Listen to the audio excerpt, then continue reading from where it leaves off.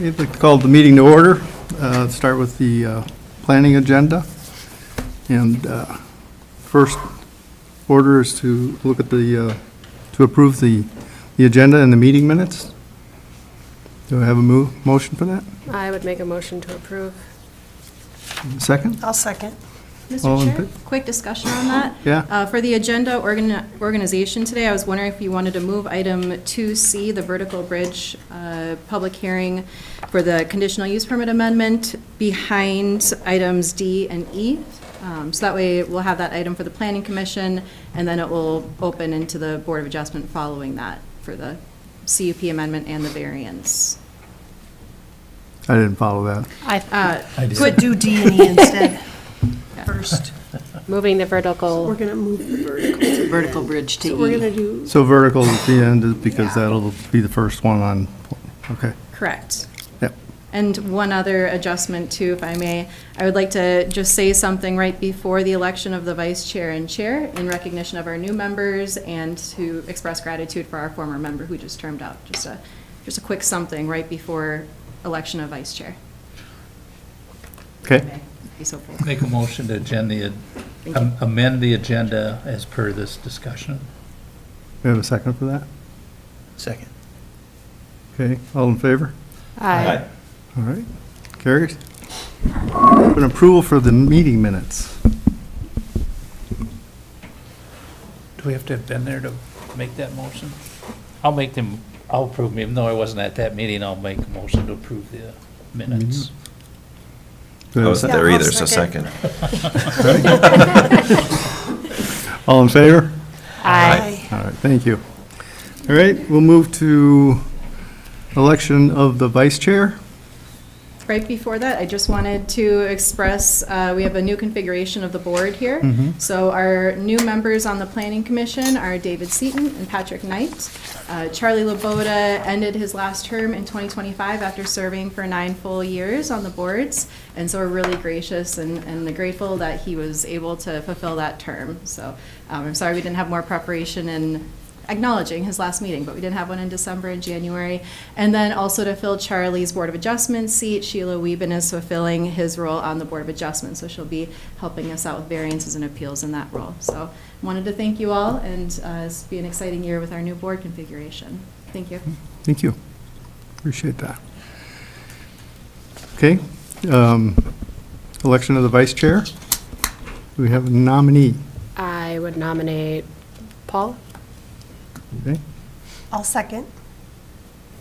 good with that, Paul? I'm good with that. All right, all in favor? Aye. Aye. Welcome to the board. And then we moved, or welcome to the vice chair job. Election of chair. I would like to make a motion for Brad for chair for this calendar year. Thank you, And I would second that. thank you. All in favor? Aye. Aye. Abstain, myself. All right, with that, we'll move to item D, the Hedstrom. Jana, can you get the PowerPoint presentation up?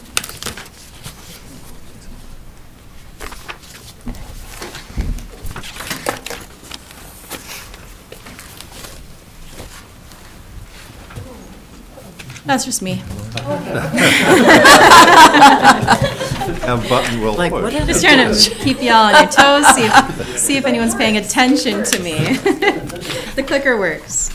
All right, Mr. Chair, the first public hearing here is for Howard Hedstrom. This is a request to rezone 39.83 acres from light industrial district to FAR3, the Forest Agriculture Residential District, on parcel 53-234-4100. The parcel is 39.83 acres and is currently zoned light industrial. The light industrial zone district has a 2-acre minimum lot size requirement, and the FAR3 district that's proposed has a 5-acre minimum lot size requirement. The applicant requests to rezone this parcel that's on the Gunflint Trail. The proposed use of the FAR3 zone district change would be to eventually subdivide the parcel for residential lot development, which is allowable in the FAR3 zone district. The FAR3 district is generally considered less intensive of a use than the current light industrial zone district. For site background and characteristics, the parcel is currently undeveloped, located between federal land and Hedstrom's lumber. Originally, this was part of Hedstrom's lumber and was sold into private ownership in 2012 and has not been utilized for industrial purposes. The property offers direct access to the Gunflint Trail and shares boundaries with privately owned light industrial land to the south and east.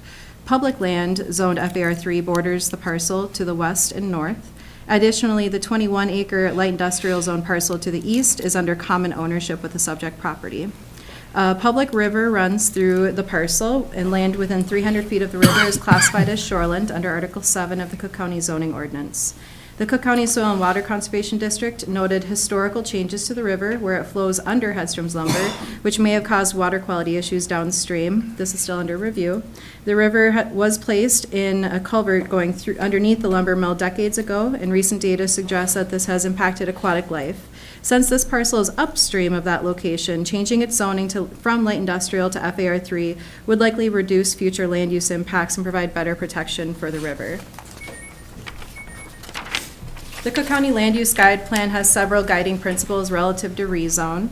I've included some of those on page 185 of 211 of your packets. Part of those in rezoning of land, it should consider the existing quantity of land available at the appropriate locations and at the time for a given purpose.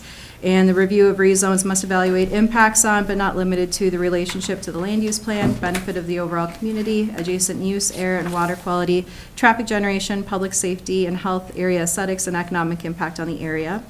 There are some residential goals to provide a range of residential options with respect to cost, density of development, and locations within the county. And then there's several identified policies about residential density and uses within the county identified in the Cook County Land Use Guide Plan within your packets.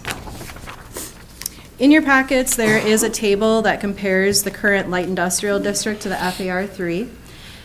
With this table, it shows different uses and lot size requirements between the existing light industrial and proposed FAR3 zone districts. Generally speaking, a zone change from LI, or light industrial, to FAR3 will result in zone changes that require larger minimum lot sizes. Instead of a 2-acre minimum light industrial district, this would allow or require a 5-acre minimum FAR3 district lot size, and an increased number of listed permitted and conditional uses. So generally speaking, when you look at that list, you'll see that there's more allowable permitted uses with the FAR3, but they're generally less intense, quote-unquote, types of uses.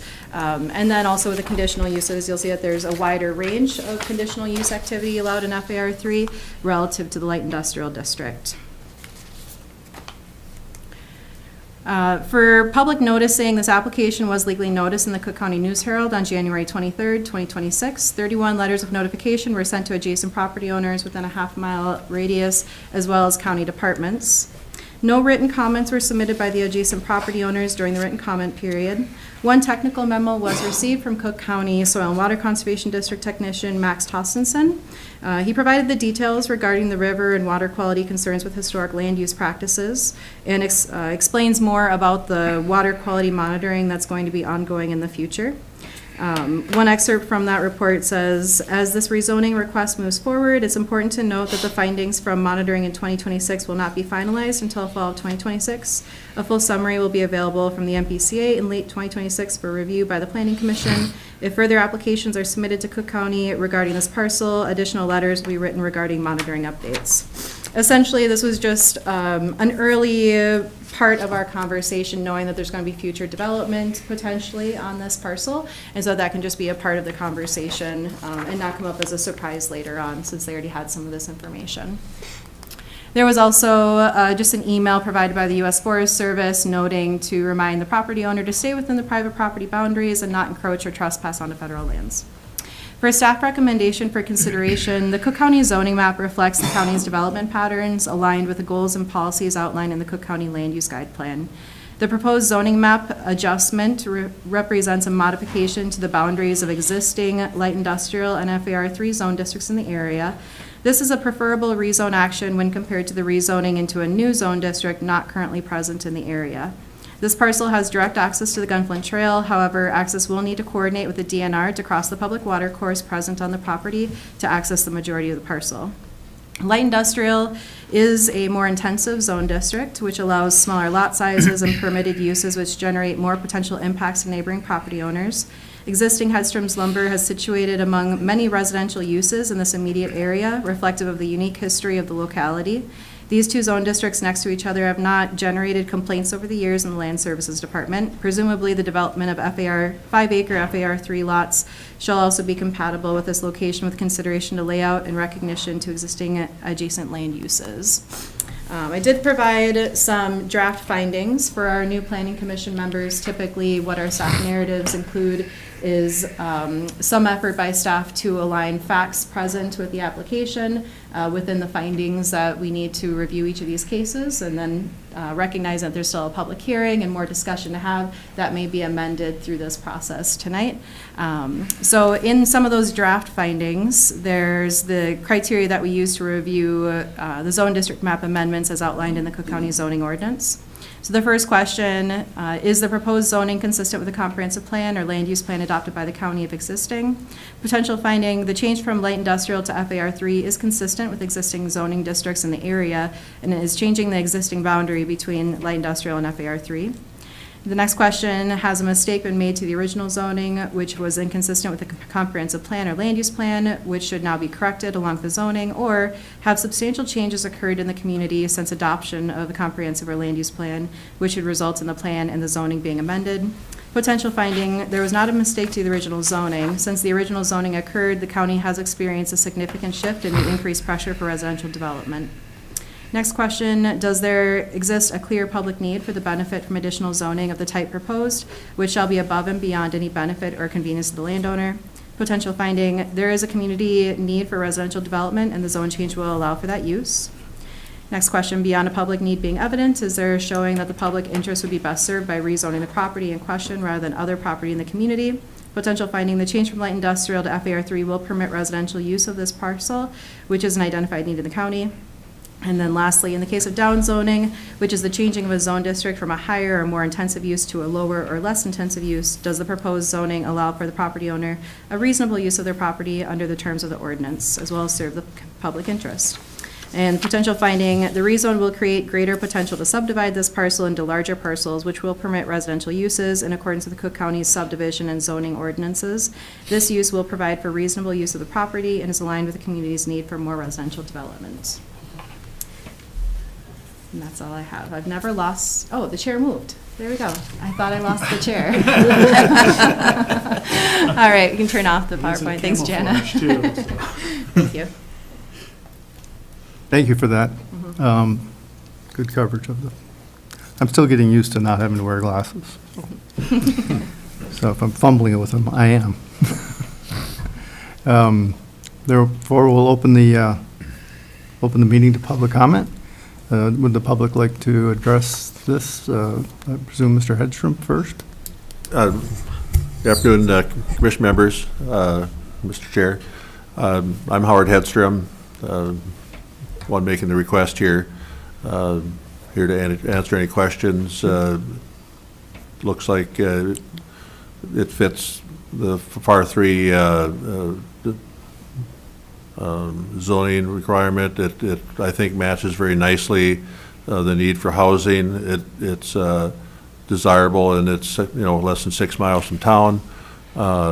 It'll be pretty easy access once we get a road in. It'll take significant investment, but it'll open up some very nice lots pretty close to town, and it won't be.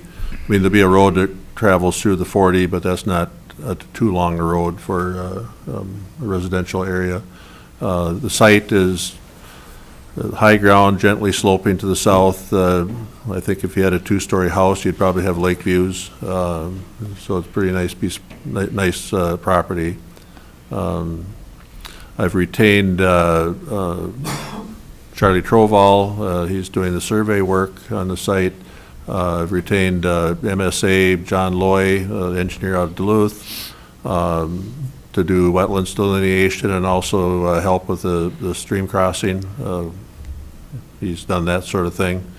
Byers Heron is doing some legal work and helping me give advice and doing things to help me through the process. So I'm kind of excited about the project. It gives me something to do in my retired years, and it should be a benefit to the community overall. But happy to answer any questions. I appreciate that, and thanks for all of your prep work and things you've done already. It shows. Does the board have any questions for Mr. Hedstrom? All right, thank you, sir. Any public comments that we have? Seeing none, we'll close the public comment, and we'll move to board discussion. Does anybody have any leading comments they'd like to make? I think it's a great use of the land, honestly. I think it's a great spot on the trail, access to services. It's not being used for the light industrial purpose right now, so I think bringing it into accord with the surrounding properties makes a lot of sense. Yeah, I'm totally in favor.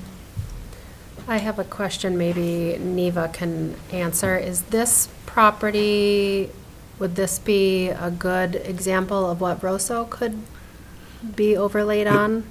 Even though And I there's could one- answer that too. Neva and I have had, lengthy discussions on that. And I did look at it really hard, because you could actually do probably 16 lots instead of the 6 or 7 or 8 lots that will probably be configured there. Sorry to say, from a development standpoint, there's not much upside. It's a lot more development cost. Lots would be smaller.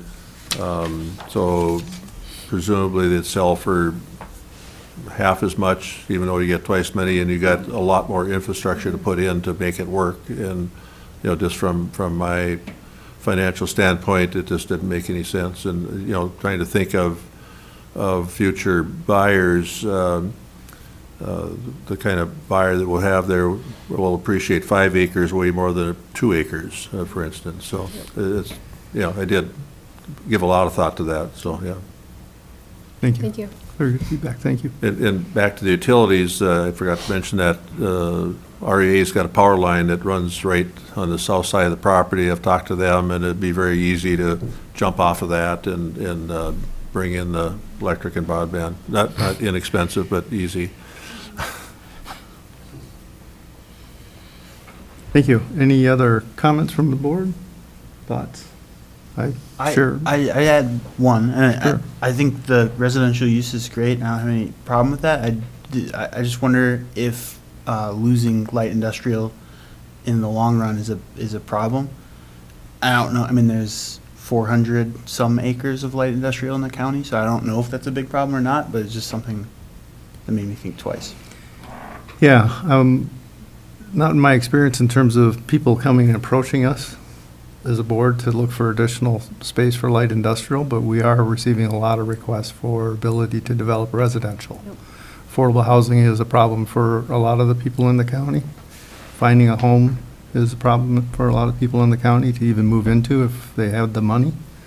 I was talking to somebody this past weekend about some of the changes in terms of affordable housing, and her comment was, yeah, it's easy to work in Cook County, but it's not easy to live in Cook County because of the cost and trying to find housing. So I think this is in keeping with what we've heard from other departments in the county, and it's in keeping with our experience of how people have approached us to open up additional land for residential development, make it available for that, which is also driving the Rosso addition thought process.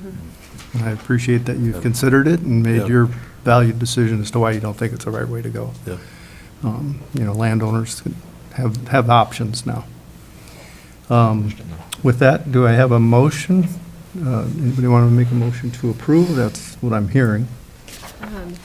Do we have any staff findings We do have the staff findings. that needed to be added? So, Can we bring that? Page 191 out of 211 of the packets. page 9 of 18 if you're on the screen.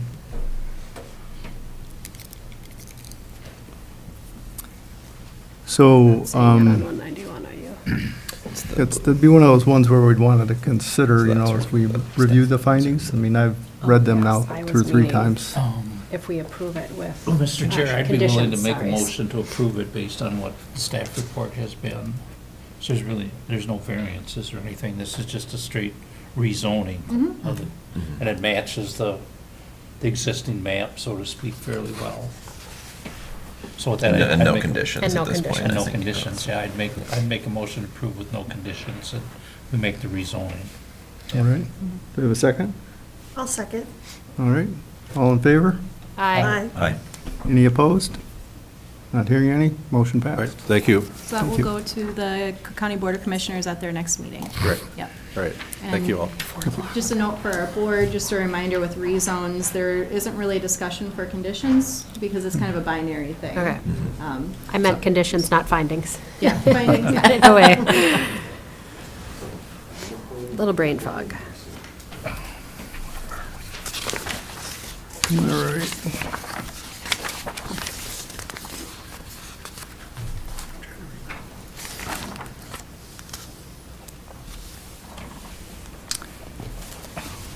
Item E, for discussion, proposed amendments to the Cook County zoning ordinance number 37.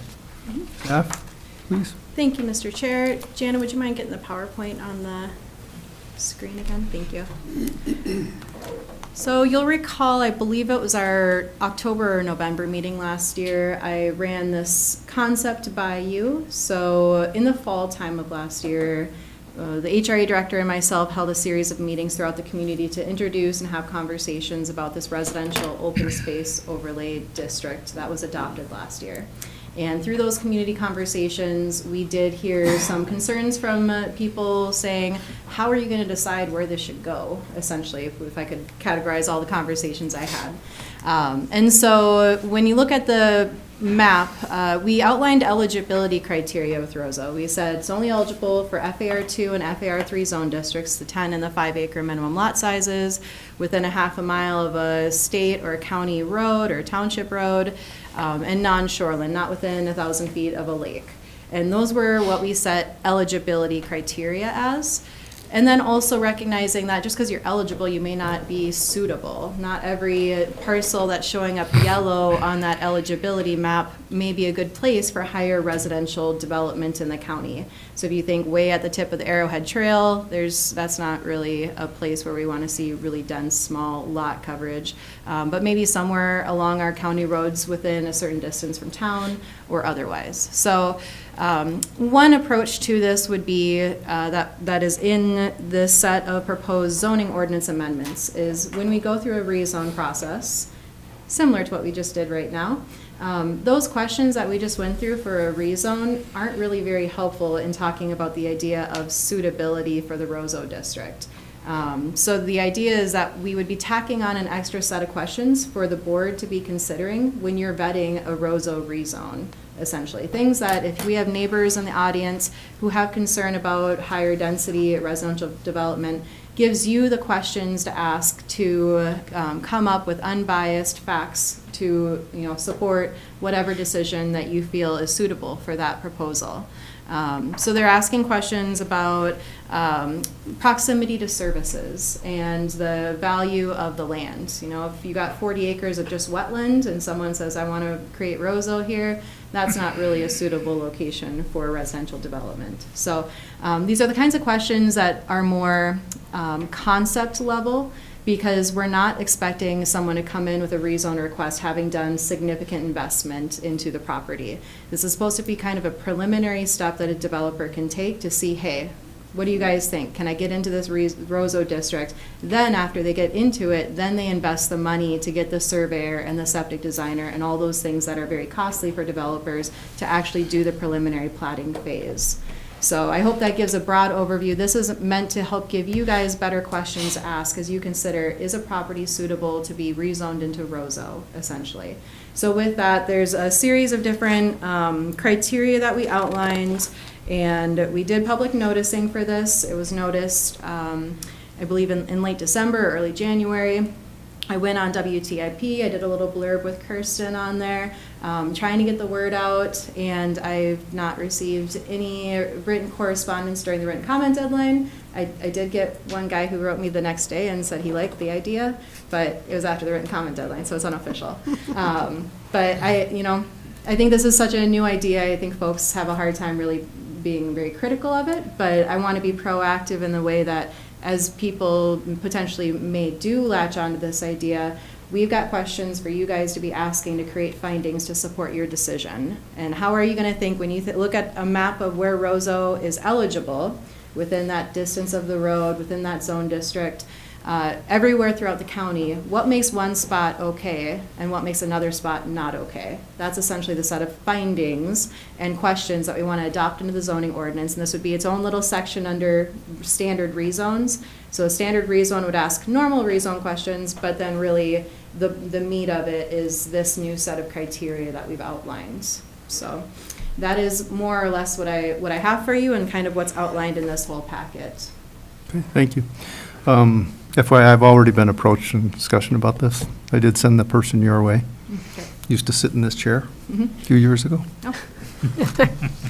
And then, second item, I saw the 1,000 feet offset.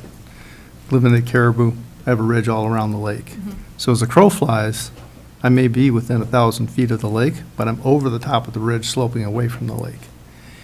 Do we need to make a variance process, or is the variance process the method of handling that?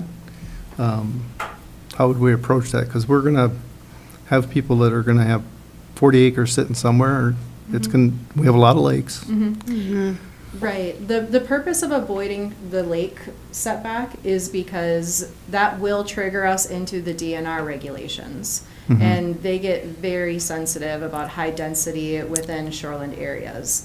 So when we were first putting together all of the residential open space overlay district itself, and I worked with my DNR colleagues, I said, what do you think about this higher density residential development? They said, if we can stick it to the rivers and keep the open space in the rivers, that's going to be a much easier permitting pathway. I think if we start opening this up to that area within 1,000 feet of the lakes, it's going to have regulatory pushback from the DNR. And then also, I want to express, we want to be consistent with the message. And ever since this was initially conceived, we're trying to avoid the trouble areas, the areas that are going to be more sensitive to neighbors' complaints. And so one of my earlier groups I reached out to was the Cook County Coalition of Lake Associations. And with that group, they were really interested to know, are we talking about this on Lakeshore? I said, I'm thinking keeping it away, because the whole goal is to target the land that may not be very expensive, but is being underutilized. And primarily, there's lots of demand for Lakeshore property in Cook County. It's those lands that are further away from the lakes that we would want to target. We can think through it a little bit more if there's like a corner of the lot within the 1,000 feet. But generally speaking, at this point in time, we're just trying to keep this relatively as simple as possible, since we are kind of creating a new type of vehicle, so to say. Okay, so that would be one where the 40-acre plot made there, but the 1,000-foot line lands a third of the way into the system. And so the rest of the lot could be used, that 40-acre parcel. I mean, we'd have to think through this a little bit more. We haven't had situations like that come up yet. So, I mean, the easy answer would be. Yeah, well, the one I've been talking about has that thought process maybe. We might be in this boat a lot faster than we think. Okay. Yeah, I haven't been ready for that. That's not really what I was prepared to talk about with this today, because the suitability, that's more of the actual eligibility criteria that you're talking about. I am, but, we're putting 1,000 feet in there, today's favors, tomorrow's requirement. Yeah, and Brad brings up a good point. Does the shoreland overlay exclude the entire parcel, or just the portion of the parcel that's in the shoreland zone? Mm-hmm. The easy answer would be for someone to do an administrative subdivision to get that part of the parcel out of it, so that it's. So there would be a method to do that for them. Yes, but when we've done an administrative subdivision, wouldn't that now limit the number? So at 40 acres, I can put in a certain number of homes in the Roseau. If I administratively cut off a third of the land, now it's 27 acres. And does that reduce the number? Probably Probably would, Okay. yeah. Probably would. But would we allow kind of that split development? Within the shoreline zone, they can stick with the FAR3 lot size. Mhm.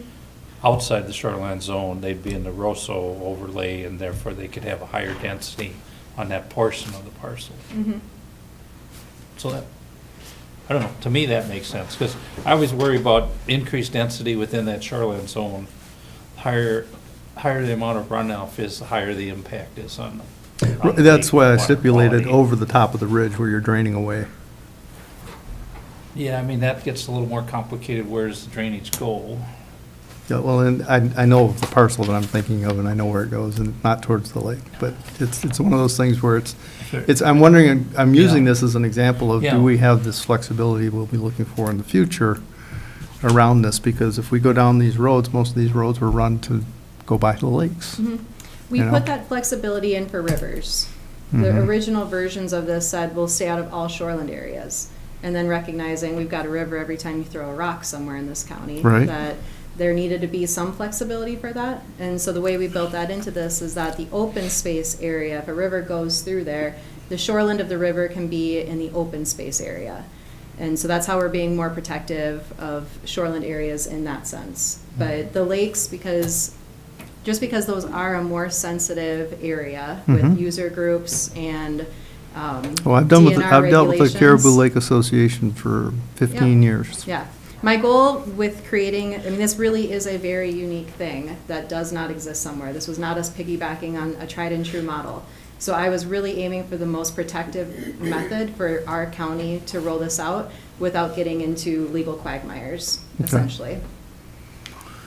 All right, no, I'm in favor of it. I just, these are some thoughts that came to mind as we were looking at that when I saw that 1,000 feet. I was, okay. Mr. Chair. Yes. So if you have part of a lot that's within 1,000 feet of the shoreline, it's still going to be required to deal with state regulations regardless, correct? Mhm. So there's that protection already, and it may cause a situation in which you don't want to deal with it anyway. The other would be that there's always a variance process. And so there is that flexibility if there's a variance for a specific situation, a specific property, that you can apply later. I read through it fairly well, and it seemed to me as though you did try to think of all the normal things that we would try to deal with and avoid. So I'm in favor with it as it is.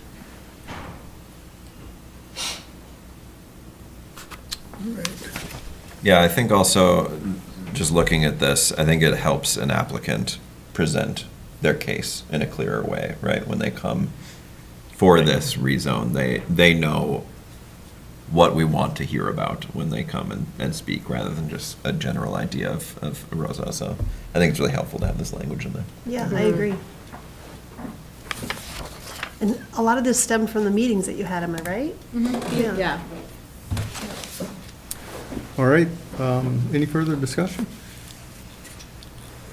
This is basically a discussion item tonight, right? Or is this an Well, action there'd be a item? public hearing, so this was public notice, so Yeah, I anyone mean, in but the. we aren't taking any actions tonight. There would be, there would Yeah, be we have holding a to- public hearing for the Okay. public to provide comments, and then a recommendation to the Board of Commissioners if you want to adopt it. Okay. Also, if you want Okay. more time, there's no, you could table it too if you All want to. right. All right, thank you. The openness to public comment, does any public want to make comment on the ROSO?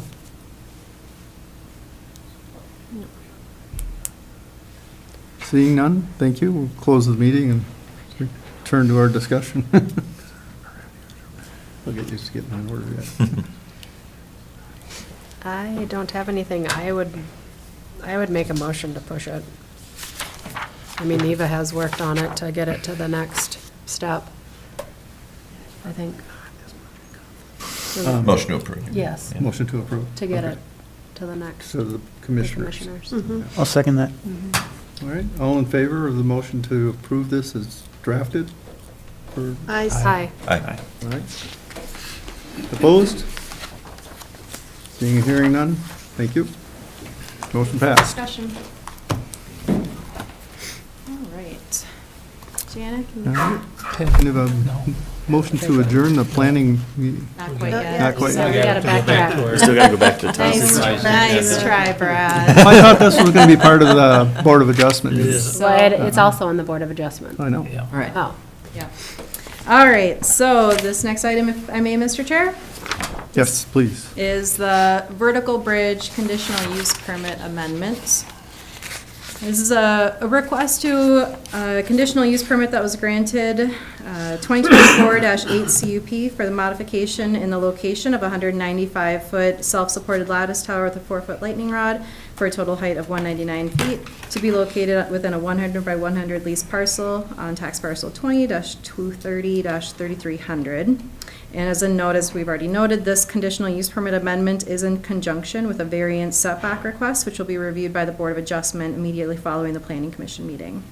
The subject property includes 58.61 acres. The parcel is contained entirely within the Forest Agriculture Recreation District, FAR1. Towers are listed conditional use within that district, and this is, the new tower location is within Shoreland area within the North Shore Management Zone. Vertical Bridge is requesting an amendment to conditional use permit 2024-8 CUP to allow the relocation of the previously approved tower site within the same subject parcel. The proposed amendment is necessary due to the presence of wetlands on the property and the requirements of the Minnesota Wetland Conservation Act, which requires applicants to avoid wetland impacts where feasible through a process called sequencing. The original conditional use permit was approved by the Cook County Board of Commissioners on December 3rd, 2024. The approval authorized the construction of the 195-foot self-supported lattice tower with a 4-foot lightning rod for a total height of 199 feet to be located within the 100 by 100-foot lease area. The parcel is owned by Richard and Lori Evans of Next 2 Caribou LLC, and the lease agreement with Vertical Bridge LLC is for a term of 50 years. The proposed tower site is not located within a designated wireless telecommunication district. As a result, the 2024 application for the original conditional use permit required review under the Tower Facilities Request Policy to determine whether the proposal met the county's prioritized service needs. During that review of the original conditional use permit, the Planning Commission found that the project met priority number 1, public safety, as defined in Appendix B of the Cook County Tower Ordinance, by improving service coverage along the Highway 61 corridor for public safety. The map on the screen is showing the original conditional use permit approval. That's where the yellow triangle is. And then to the east there with the overlay site plan is the new proposed location. The yellow circle around the yellow triangle is that 1,000-foot radius. So that original conditional use permit location was meeting the 1,000 foot from all residential structures nearby. And then the new location is within 2 locations, which we'll get to in a moment. So the red triangle and circle is that new location. So I hope that can show up on your screens relatively okay. If you want me to pause on any of these images, just let me know. So the conditional use permit was approved with the findings and conditions. I did provide that list of findings and conditions because this involves 2 ordinances, the tower ordinance and the zoning ordinance. There's 2 sets of findings of fact to create as outlined in both of those ordinances. And in your packets, I did red text for the original findings that felt that they needed to be amended for this proposed amendment to that original conditional use permit. Primarily, it is the distance, item D, the proximity of the tower to residential structures within residential properties, and then the height or the elevation of the leased area. And the Schroeder Township sub-area plan has since been updated, and again, the proximity to neighboring structures. The reason for the conditional use permit needing to be amended, what's on your screen now is the wetland delineation. So the purple, bluish color and green is the identified wetlands that were identified last year. Following that original conditional use permit approval. And one of the conditions of approval was that the property meet the state Wetland Conservation Act. So that original site location was problematic with that condition of approval. For background again, so the site plan that you'll see on the left is the original conditional use permit, and then on the right is that amendment location, just trying to provide comparison to that tower relocation. So it's getting proposed to get pushed closer to Highway 61, closer to the property to the east of the subject property.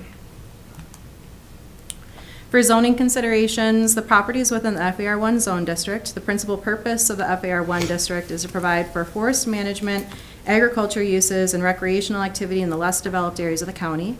Relay towers are a listed conditional use in any zone district in Cook County as outlined in section 10.03 of the Cook County zoning ordinance.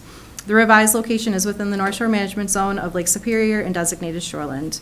The proposed project location is outside of the established communications district. As noted in the findings, one key reason for this tower conditional use permit being granted in 2024 was the finding that the tower provides a public safety need. Finding number 2 listed the value of the proposed services as defined in the tower facilities request policy. The Planning Commission indicated priority number 1, public safety, would be met along the Highway 61 corridor with the development of this tower per Appendix B of the Cook County Tower Ordinance. Priority of tower-related services, towers provide ordered by priority of support by the county. Number 1, public safety. On your screen is the zoning map and also the homesteaded properties within this area. The parcel is surrounded by private property to the north, east, and south. Zoning for this parcel and northward is FAR1. Zoning south of this parcel and along Lake Superior is single-family residential R1. I provided the purposes for each of those zone districts in your packet. This parcel borders Lake County to the west. The zoning on the Lake County side of the property is public commercial, reflecting Caribou River Wayside Rest and Lake County-owned land. Forest recreation inland from Highway 61 and single-family residential along Lake Superior. In Lake County, the PC zone district is described as a district that provides for the preservation and enhancement of publicly controlled protected natural resources while allowing for environmentally sensitive recreational development and enjoyment of residents and visitors. Within Cook County, many of the private parcels in this area are non-homesteaded. Homesteaded parcels are indicated in orange in that parcel on the screen.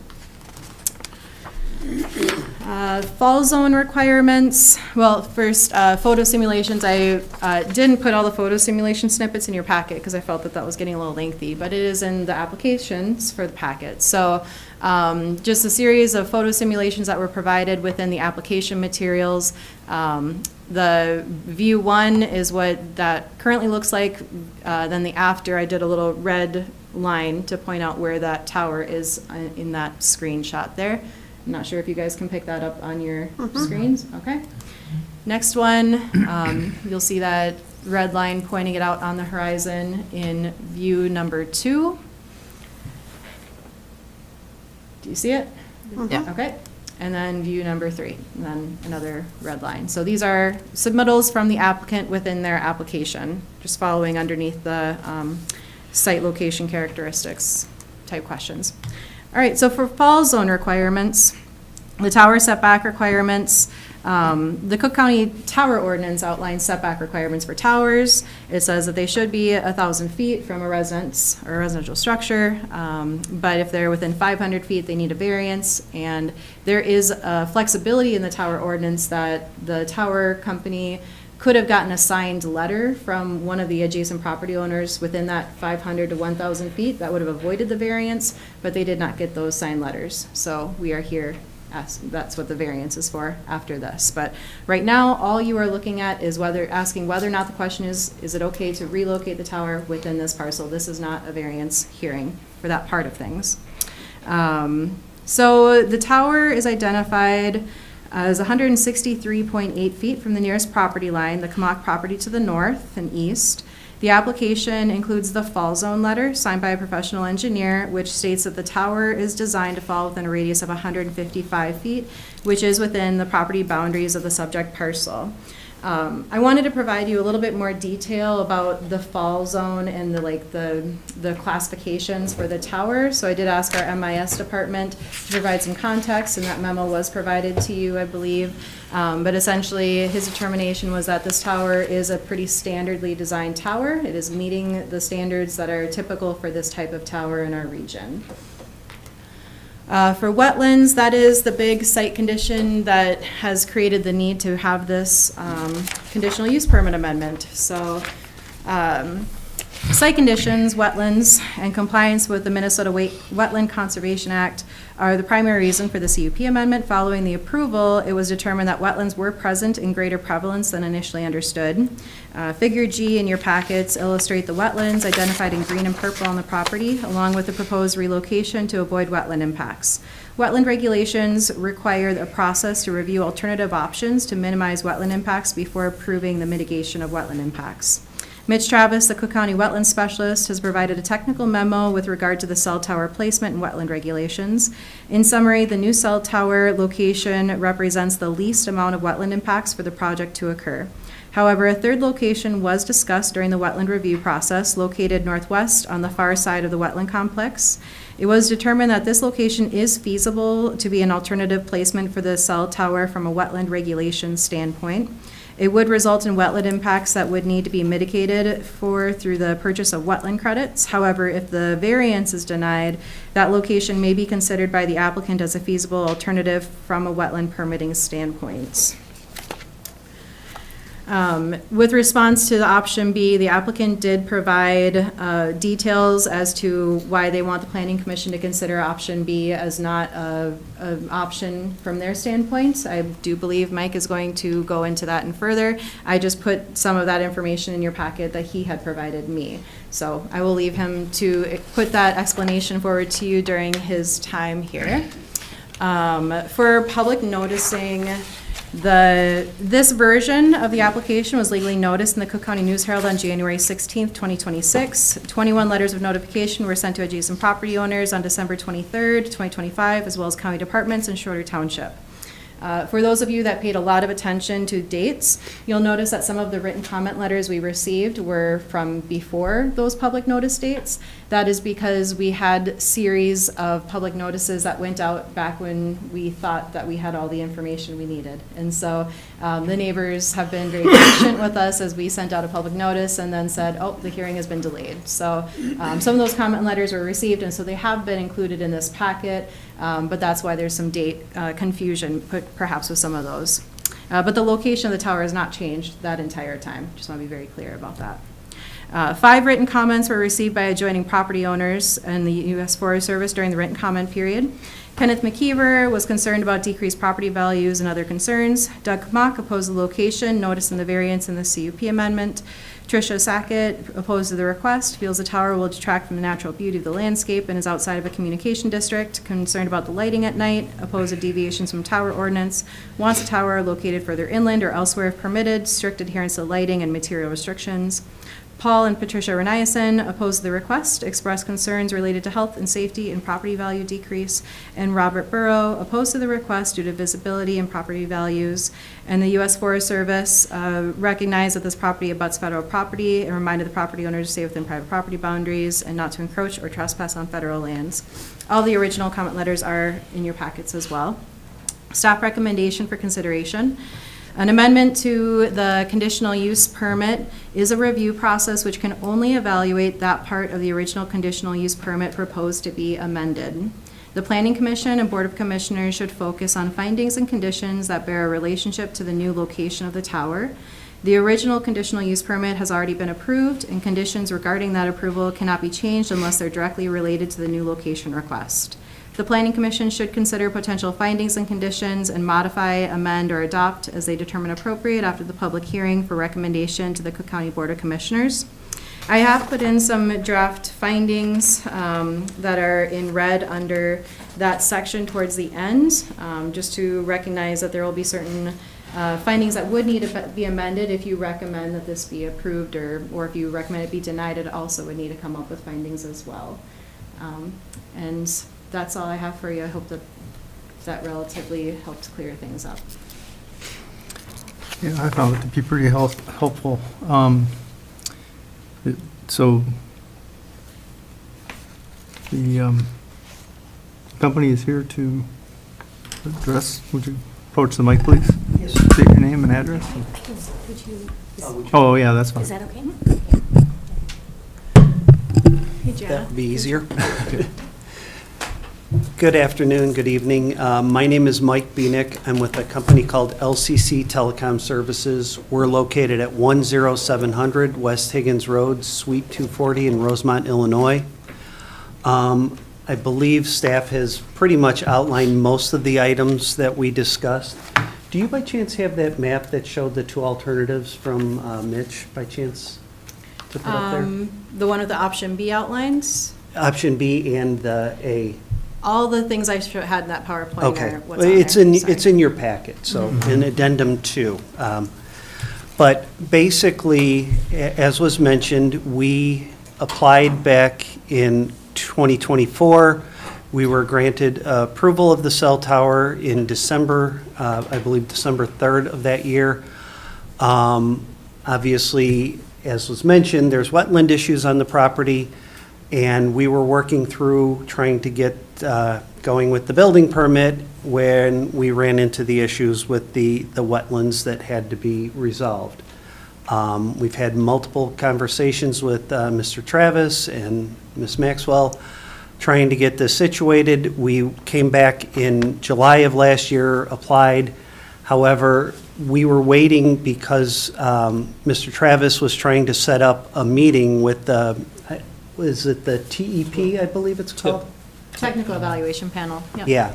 So we were trying to get that meeting, and it kind of staggered a little bit, and we finally had that meeting, and we one of the things he had sent us was a map that showed 2 options on it. And one of the options, I've got them included in your packet that we submitted, option A and option B. The option B was shown on the screen as the one further to the west along the Lake County line. The other was option A choices.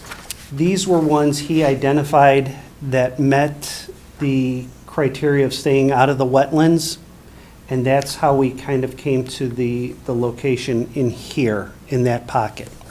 So just to be clear, that's how we came to, he didn't design the site, he just provided the guidance as to where we could and couldn't go. Now, as far as, I did some further research, and one of the items that came up in the original hearing, there was a lot of discussion about the location on the property, why we couldn't go further back to the back end of the property. And one of the things that we had was T-Mobile's radio frequency engineer showed up, and I believe it was at the county board level where that question came up. Yep, okay. And he explained the concept of shadowing. And one of the items that, as we get further back on the property, you get what's called shadowing. Those trees block the signal. Trees, especially conifers, will block a signal. And the main objective of the site was to cover Highway 61.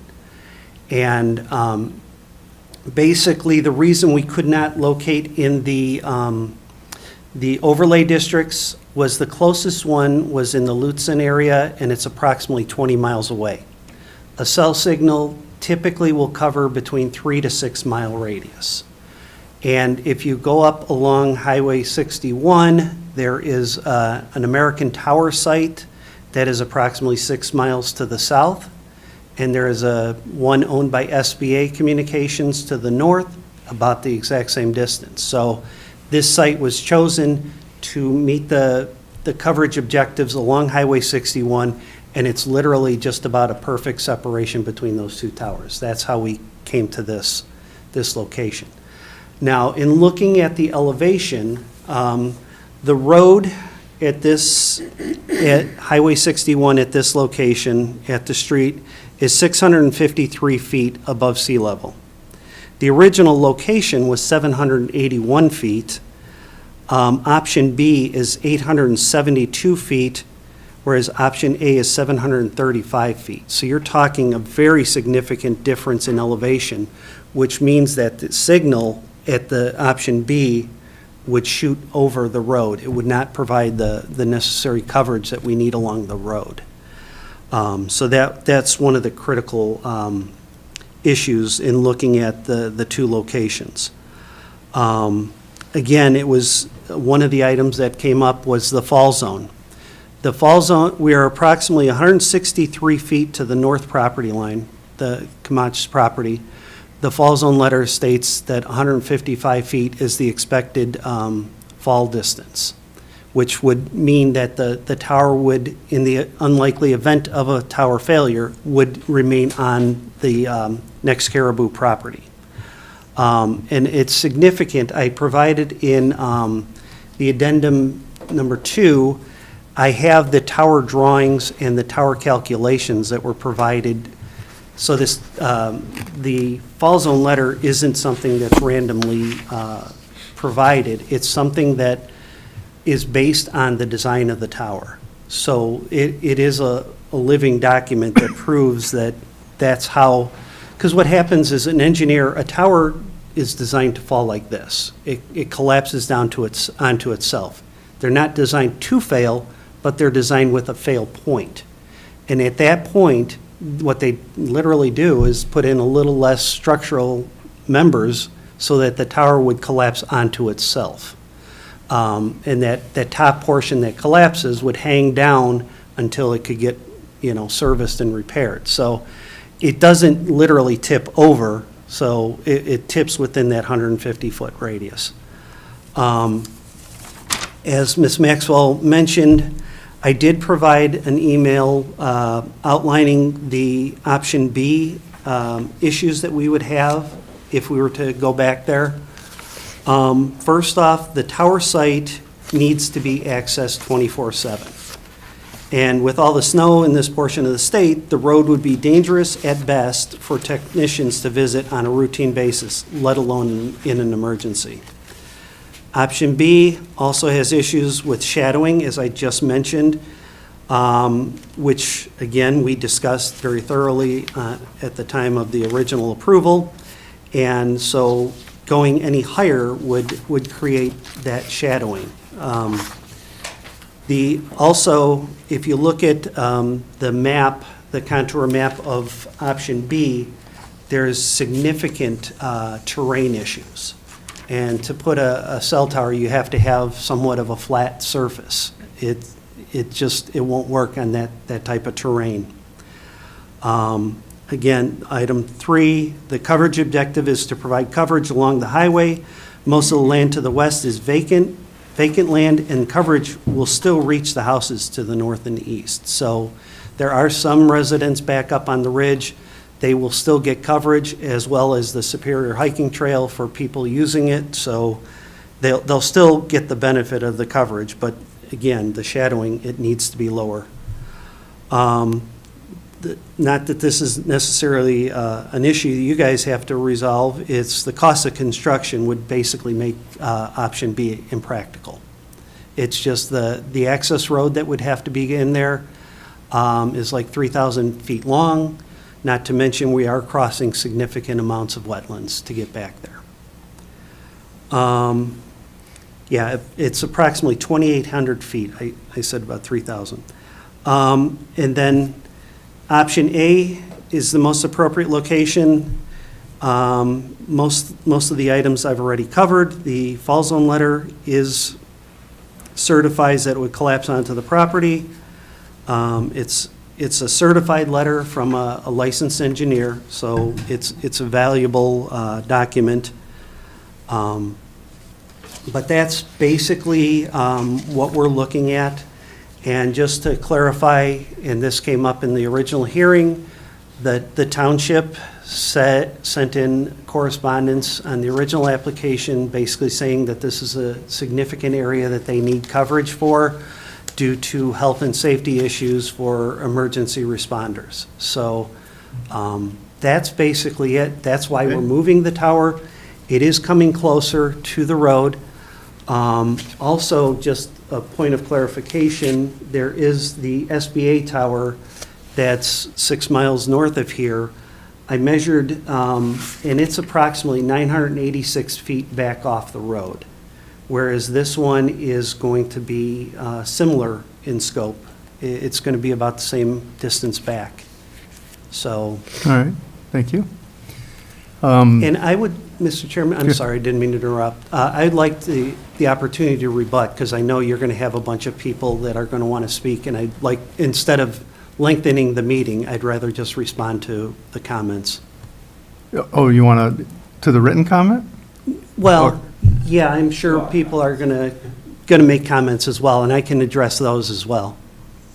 Yeah, I'd say, let's allow the public to make their comments, and then we'll, I think we'll pull you in afterwards. That's what I'm looking for, yes, Yeah, thank you. yeah, as we need to. All right, thank you. Opening it for public comments. If anybody'd like to approach the mic, we give you name and address. We'd also ask, we've read your letters, so we're really Mine was looking for. really short, so do a I couple get extra minutes. time? We're just looking for a couple of minutes for. All right, yeah, get your sense of if it. you want me to filibuster, I certainly can. Doug Kamak, I live in St. Paul, 1410 Sheffer. Our address here, which is new, is 9437. I'm the guy whose residence, our little cabin, is in the shadow, 500 and whatever feet. I got in trouble for asking you a question last time, so I hope I don't get in trouble now. So I still a little murky on the conditional use and the variance. Do we get to comment on both, or do we get comment just for this? Am I just commenting on the conditional use permit, or am I are we gonna have another opportunity to comment on the variance? Yeah, Ms. Maxwell. Thank you, Mr. Chair. I only speak when he says I can Okay, talk. it's good policy. So this right now is the conditional use permit. So this is reviewing, is a different location on this property for the tower varying from the original conditional use permit? Is that meeting all of those standards? That's what this review is. This is not specifically the variance setback, but the setback from the residential structures is certainly a part of the discussion. So just to clarify, it does feel a little redundant, but they are two very distinct processes, and their own findings need to be attached to those processes. Thanks. It's just, to me, well, I'll talk about it here in a second. But just before I get to my comments, I hope you've read the fall zone letter, because it says, and I've got it right here, the county says certify. The letter says, it is our understanding that this self-support tower structure will be designed such that if a failure were to occur due to significant storm or other event, the tower would fall within a radius. County says certify, this says our understanding. And it talks a little bit about how that happens. But that's what the letter says. This is why I don't understand the variance conditional use permit. The conditional use permit says that wireless telecommunication towers, including all support structures and security fences, shall be not located within 1,000 feet of any residence. Without a variance, it does not meet that standard. So that's my confusion there. And it's within that fall zone. On the conditional use, my other problem is, and I have lots of problems with it, obviously, because I'm the most affected. On page 8, there's a question that says, will the proposed use have an adverse effect on adjacent properties? And it clearly, yes. Clearly, I have a cabin that's still in progress, but it's considered a residence. And so it has an adverse effect on me and my property. And I think the county probably agrees with that. That's why they put the prohibition of 1,000 feet unless I sign off. And I think Neva said, I don't remember how she phrased it, but said a resident signs off. The ordinance says all residents signs off. And you can fact check me on that, but I'm 99.5% sure that it says all residents must sign off. And they have two that are within that zone, neither of us have signed off. And I think the company knows that they have an adverse effect, because in the letter, it says that they offered McKeever's money to sign off.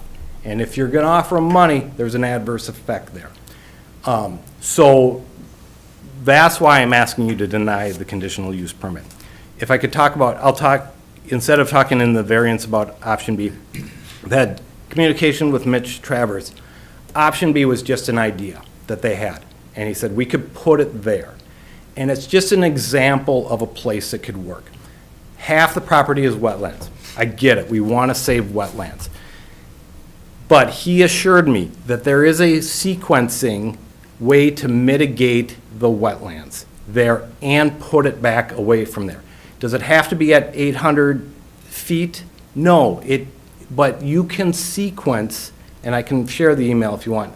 You can sequence your way through that wetland and get a tower there. And it would actually be closer to their original place, their original site.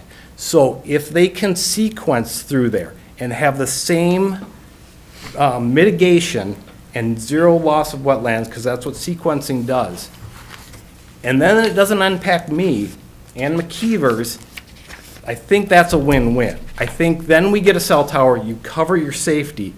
I'm not impacted, I'm not adversely affected. And the adverse effect is, if I can find my last note here and I'll finish up, that through a local real estate person that asked, if they put a cell tower 500 and some feet from my cabin, is that going to affect my property values? And it was yes, clearly yes. Didn't know the details, so couldn't say how much. And so they said it would be, the impact would be greater if you could hear humming or if there was maintenance. They talk about once a month maintenance in there. I know somebody, friends of a friend's, who were on the Echo Trail, lived on the Echo Trail, about 1,000 feet from a cell tower that they put in, and they moved to Ely because of the humming. And that's, so I'm asking that you deny the conditional use, let them find a different place for this where we can do the wetland mitigation. Okay. And I think that's what I have. Thank you. Anyone else for public comment? And, anything unique? Public comment that says I agree with him is fine. It's, but recitation of the comments is, we're paying attention. Mr. Chairman, thank you for being liberal with the time, and commissioners, committee members, and members of the public that may be watching this hearing. Welcome.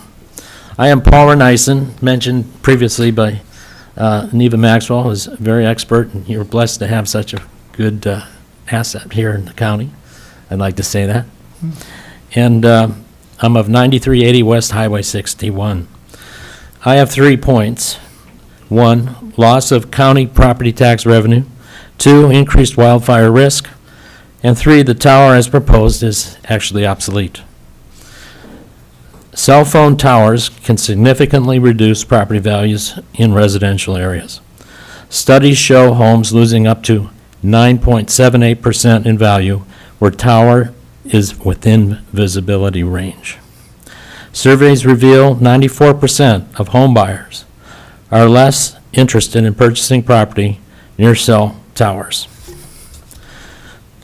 The tower proposal shows the tower visible from Highway 61 and residents on Highway 61. The California Association of Realtors classifies cell towers as a hazard and nuisance, requiring appraisers to adjust property values due to their impact on marketability. These findings indicate that the presence of cell phone towers can have a significant negative impact on property values, particularly in residential areas. Point number 2, increased fire risk. The proposed tower lacks fire detection. For example, Ring cameras offer now FireWise for detecting wildfires in a community. Fire protection is at least 30 minutes away, stationed in Silver Bay and Schroeder municipalities. Wildfire probability is enhanced by tree stress around the tower's proposed location. Stress, according to studies, results in increased leaf loss and branch decay. A wildfire in the proposed area would spread rapidly before fire first responders could arrive. My third point is obsolescence. I have my phone here. This is a T-Mobile phone. It's not a real fancy one. It's not brand new. T-Mobile is now using 650 satellites and Starlink to fill the gaps in the tower proposal. The county public safety priority number 1 use requirements are met without the tower. The requirements are exceeded by T-satellite and app support using Starlink satellites. T-Mobile provided the following statement, and I quote, "Staying connected matters, even in the most remote areas. With a constellation of 650 satellites, T-Satellite with Starlink helps keep T-Life and other popular apps working where traditional towers cannot reach." T-Satellite is now offered for my cell phone, for example, $10 more a month. It's on my renewal plan. This gap-filling technology solves the county board's communications concerns and is in the use today. In summary, the county and recommendations of this committee should be to withdraw approval of the proposed tower as obsolete, a wildfire danger, and will cost the county property tax revenue. If you have any questions for me, I would take them at this time. No, thank you, sir. You're welcome, sir.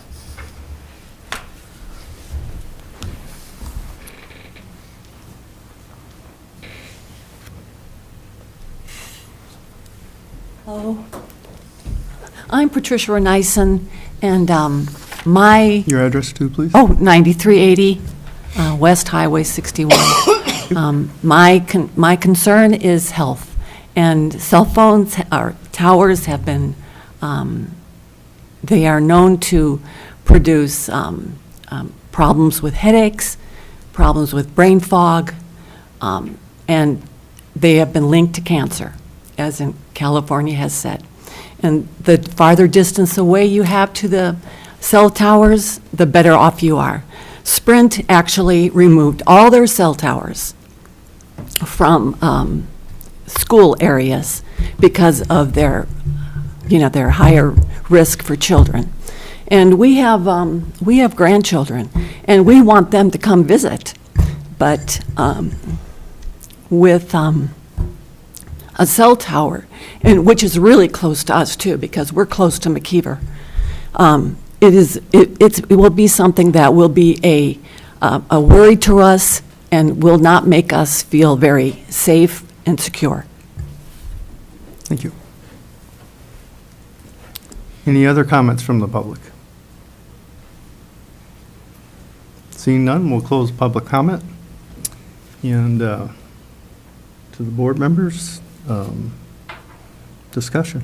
Point of order, Mr. Chair? Sure. Typically, we do give the applicant an opportunity to respond to the public comments. I was going to incorporate it that way. I just wasn't going to go right to that. That's sort of going to be brought into the conversation. Sure. That's like, okay.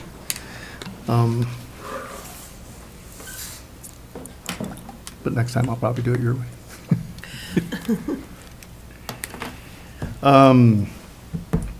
Okay. How do we go to that? The applicant, would you like to go ahead and respond? Sure. Yeah, I wrote down some quick notes on everything. So the fall zone stating it is our understanding, they have to put in some sort of a caveat because, God forbid, what happens if you had an earthquake or something like that, or derecho wind that was well in excess of what the normal standards are. So that's just a statement that's in there. As I mentioned, it is supported by the actual tower drawings. Doesn't meet the standards without the variance. That is correct. We would not, but that's why we're going on to the next item on the Board of Adjustments. One thing I wanted to state is I had mentioned to Ms. Maxwell when we first started this that I had some concerns with the way that that ordinance is written with that 1,000-foot separation. It gives the residents a very unfair advantage in that without a letter from them, it's essentially giving them equal footing with the Plan Commission and the county board, in that the county board is ultimately the ones that approve or deny a request, whereas if they choose not to sign a letter, in a sense, without a variance, they are doing exactly that. They're given the authority to deny the request. As far as Mr. Camacho's property, we're approximately 1/10 of a mile away from the proposed structure. That's just, it's a significant distance. The sequencing of wetlands, yes, there is that, and we are working with them, working with the TEP board to get everything squared away. Loss of revenue, fire risk, and tower obsolescence from Mr. Renayason. Property values, I've been doing cell towers now for over 26 years, and this issue comes up all the time. Well, not all the time, but quite often. And studies have been done. Yes, realtors will say whatever, but you have not been provided any factual information. It's speculative. Realtors will say, I don't want to be near a house. Residents may say that, but that's not necessarily true. Residents want good coverage as well, and that's what this will provide. As far as California appraisals, again, that's not something that's local here. In the letter from Mr. Renayason about the health issues, he cites towers in Germany and I forget the other place.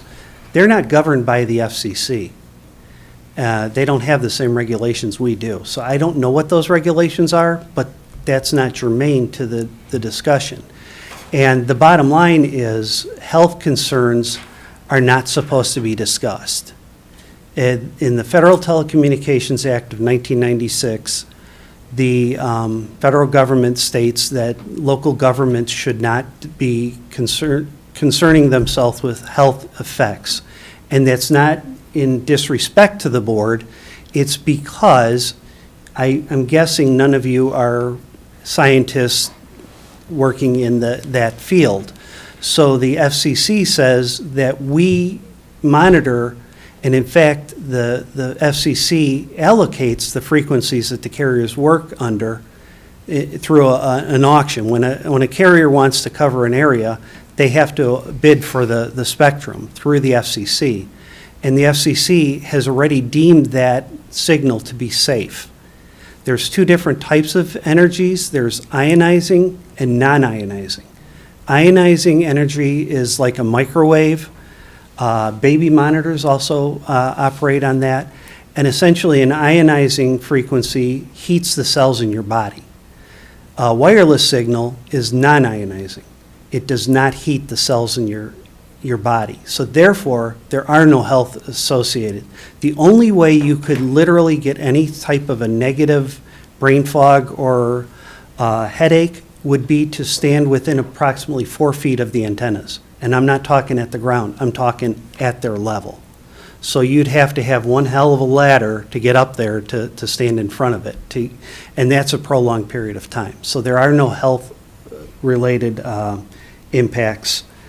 As far as the satellites and Starlink and all that, that's not going to cover the area. That's just additional coverage back into areas such as out in the wooded areas back where there's a lot less population. So in the fact that Sprint removed towers from in and around schools, I don't have any idea, but Sprint doesn't exist in the industry anymore. T-Mobile actually purchased their spectrum. So part of that decommissioning was redundancy in cell sites. So I believe we meet all the criteria for the approval. And again, I want to remind you that this is not a conditional use permit. It's an amendment to the existing conditional use permit. If we were denied and could work out with all the wetlands and all that, technically that tower could go right where it was. So I'm not trying to sound blunt, but that is the case. Thank you. Thank you. Now, board discussion, couple of things. I and Paul, I don't know if you were here, Jeff, when we did this the first time? You were, okay. So some of the things that we looked at back then, I myself went and talked to the fire chief for Schroeder, and he's since retired, and the head of the EMS team. And both of them expressed a strong concern with having volunteers down at that end of the county and them never responding to calls for emergency services to come in and help out with a fire or, if someone was hurt from an EMS perspective. So that brought in a strong weighting for us in the sense of that. Additionally, one of the first things that the commissioners came back to us was about replacing the tower physically to another location so that we could expand coverage up to Kramer Road. And that too was examined and found that we wouldn't really be able to do that. We'd move one area over there, and then we would end up with interference with the Tofty Tower, because now they're too close together. We would have increased shadowing into the area down by the county line. And so those things were similarly taken into account. The wetlands at that time, of course, just didn't seem to have come up, or we would have discussed this particular point back then. So we looked at how to move the tower to increase coverage for the citizens of the county, not decrease it. And then we looked at what are we going to do from a safety perspective, because that's like the number one listed item. And looking at the cell tower ordinances in this county, it's in conditional use things, this number one is like safety items. So it has been an expressed desire to improve coverage and safety for all of the citizens, and the fact that we have so many tourists coming through that area. Many of our EMS folks are responding to far more visitors having accidents than they do citizens. And so there is a constant changeover of people that need to have access. Furthermore, it's just recently been pronounced that the telephone companies in general are getting out of the landline business. AT&T plans to have theirs entirely shut down by 2029. So anybody who has an existing landline infrastructure on the west end, if it was one of our emergency people, they'd be forced to move over to a cell system anyways, or Wi-Fi dialing while they're in their homes because they can get it across the fiber optic that's been pulled to everybody's home. But if they're out in the yard, away from the Wi-Fi signal, they don't get contacted. The cell tower, cell communications does as much to obviate that issue for us as we look at how we're looking at how we're taking care of all of the citizens out on that end of the county in that conversation. So I wanted to cover some of those points that we talked about in the original proposal here. Now, this is scope limited in this conversation because we're looking really at what about the conditional use permit and what we originally looked at. And if you had gone through your packets, Neva put the red text in there to show what she was recommending that we change. I was myself fine with it. I understand the scope limitations. We did look at the 1996 Communications Act. It's perfectly understandable why the FCC says we're not getting into it up here. Can't speak to everybody, but I don't think any of us is qualified for it.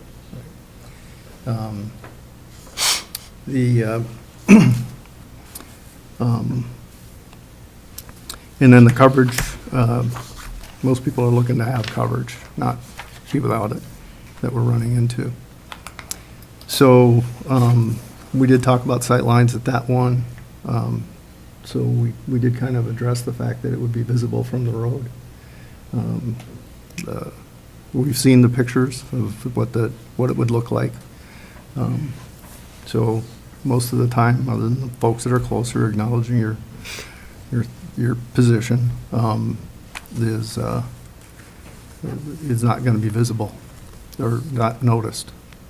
And I think most people are thinking of cell towers as fading into the background. So, any further, other discussions, other thoughts?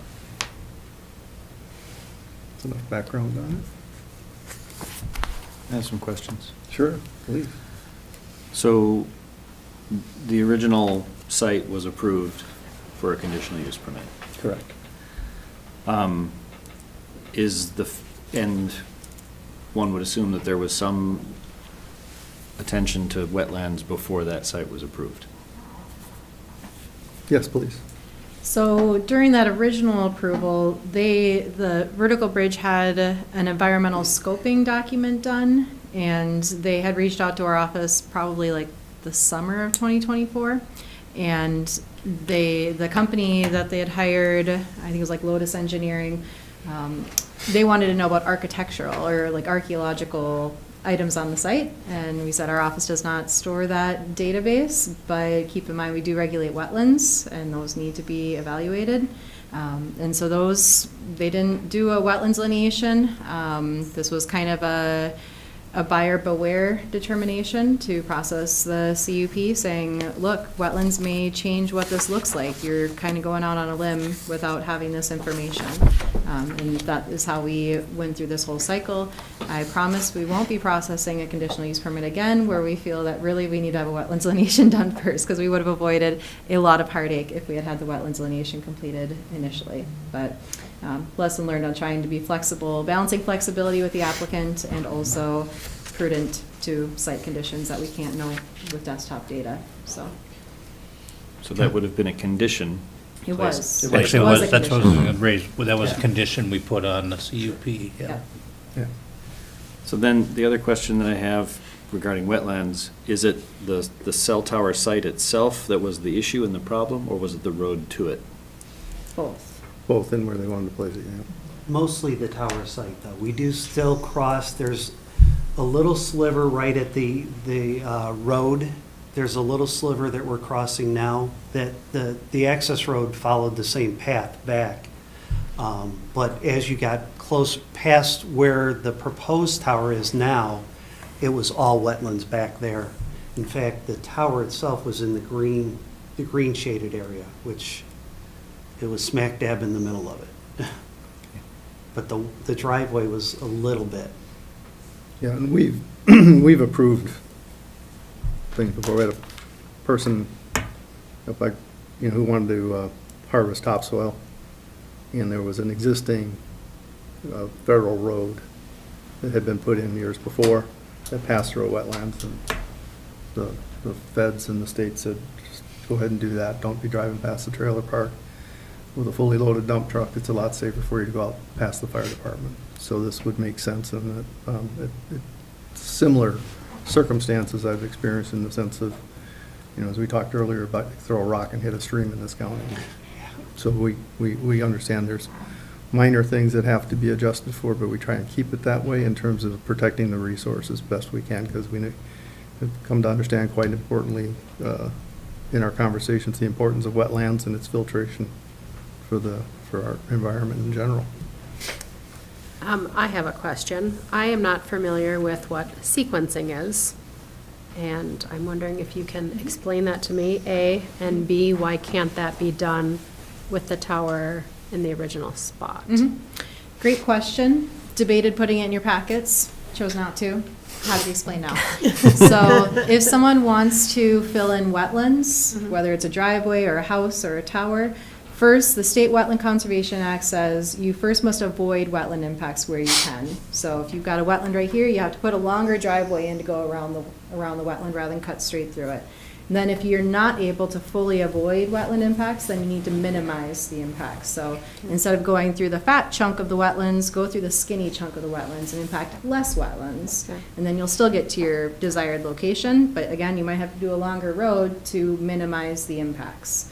And then if you can't avoid, and if you can't, well, once you've minimized as much as you can, then we get into mitigation. And that's where you purchase wetland credits to offset the amount of wetland impacts. So I think with this project, still it is looking at that mitigation, but we're still a process where you have to at least minimize the amount of wetland impacts or avoid them entirely if you can.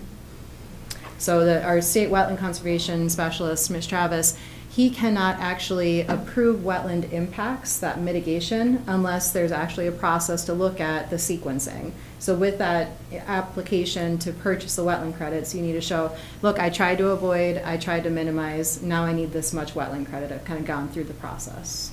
Okay. And so us going through this is part of that process? Essentially. Okay. And just to be clear too, we met with we met with Mitch, the DNR, and there was another person. Board of Water and Soil Resources, and then because it's shoreland area, there's also a DNR person on that board. Yeah, we had a call back when we first reapplied, we had that meeting, and we had discussions about the locations based on that. And they certified that this location would work as far as they were concerned. Public comments closed, so. Two more things. Yes, please. One, Gunflint Trail Volunteer Fire Department doesn't use cell phones, they all use pagers. Everybody shows up. And we do have winds more than 140 miles an hour on the Gunflint Trail and in Cook County. And it's happened several times in the 40 years I've been here. So the design standard, while acceptable and normal, there's a reasonable chance that tower would fall. And if it does fall within its radius, because there's a weak point, but just to assume that it's not going to fall, it would be incorrect. So, just. Okay. Jeff, you were putting your hand up? Mr. Lee? No, I'm still thinking. Okay. I had my hand up because I dealt with Wetland Conservation Act for 30 years, so That's kind of why I was going to agreeing you. with everything that Neva was saying. The concern I had with option B was not only the additional increase in going through the wetlands, was that you start climbing that steep hill with a road, and your washout potential for cascading soil coming down right into the wetlands is going to be pretty dramatic. We've seen a lot of roads wash out here in heavy rain, and that's one that would really challenge us, I think, to mitigate that issue.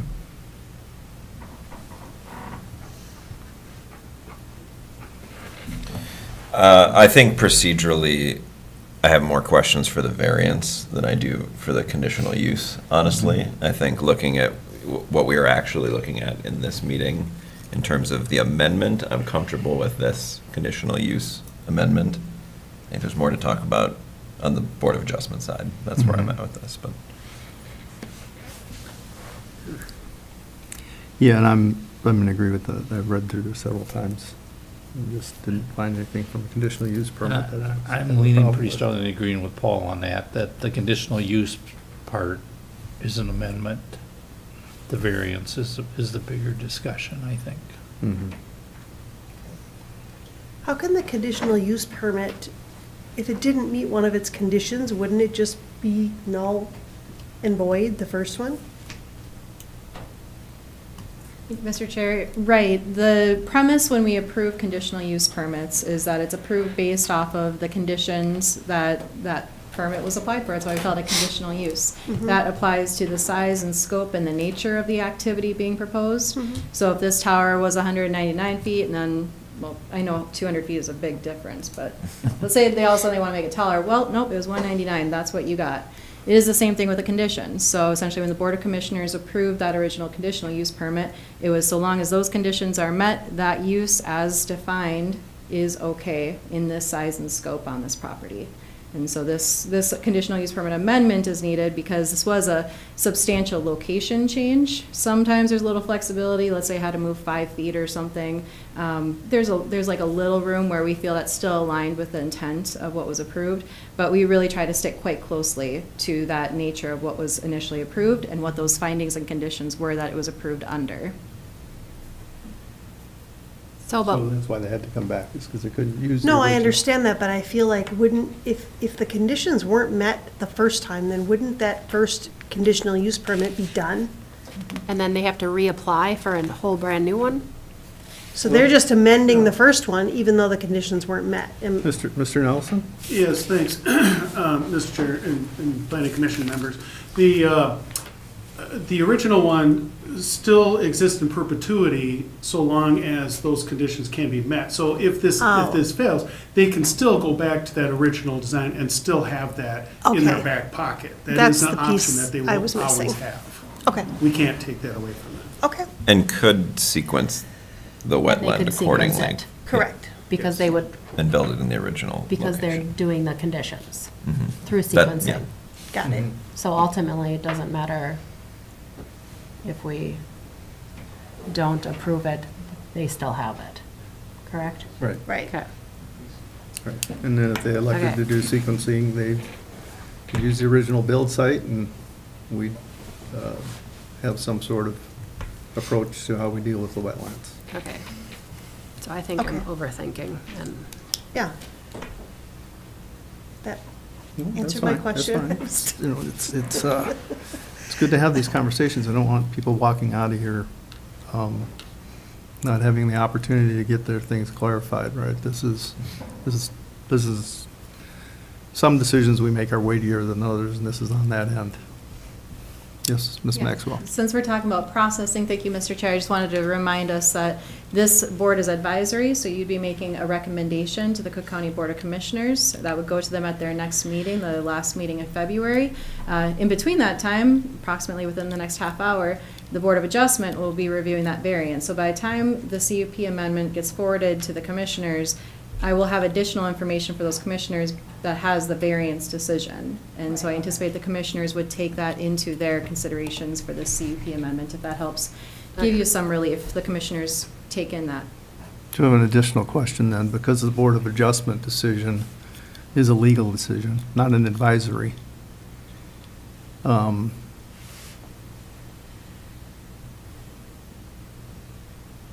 It would, you know, so if the variance didn't pass, we'd basically vetoed the conditional use permit amendment that we just recommended to the board?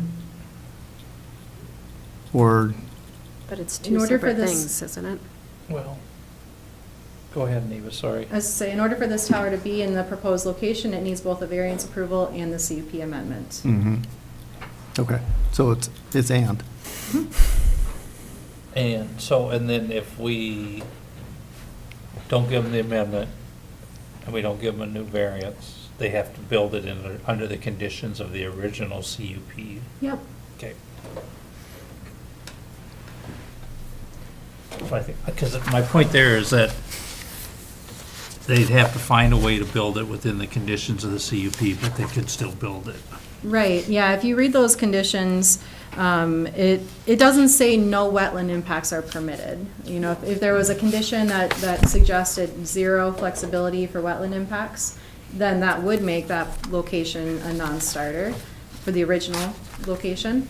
But instead, that condition says the driveway access complies with State Wetland Conservation Act and secures necessary grade fill permits through Cook County and a state SWIP should the total soil disturbance exceed 1 acre.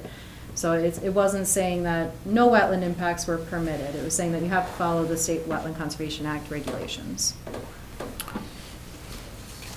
My last question for those of you who were here before, when this originally came out and the letters to the public went out, did you guys have the same people report back opposing?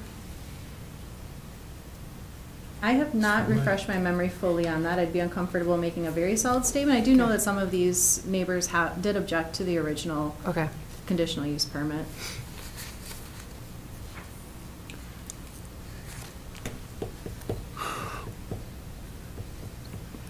Can I make a motion? You're on the board, you're on the, yes. Motion to deny and allow them to pursue the sequencing.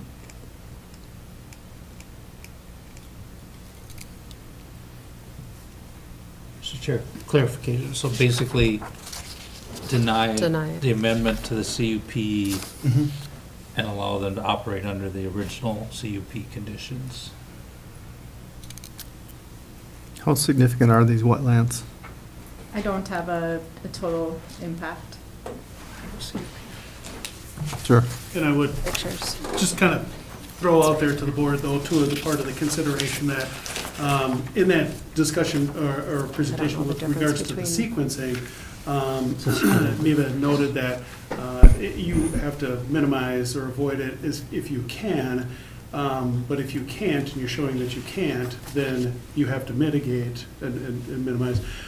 Denying it actually makes it easier for them to go through the sequencing to say, yes, they can't do it, so we will approve the mitigating and minimizing and whatever that takes. So Purchase of the credits. Purchase of the credits, yeah. Right. And I haven't looked at the Bowser site lately. I don't know what, the last time I did a project was 15 years ago, and it was like $35,000 an acre for mitigation credits in Cook County, so it's not cheap.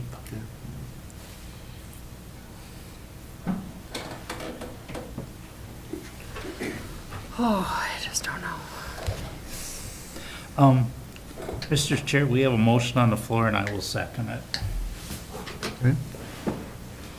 Any further discussion? We have a motion? Can I just take a minute to read the findings again? Yes.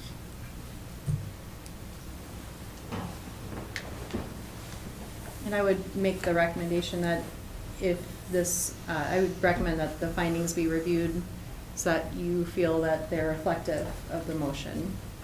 Yeah.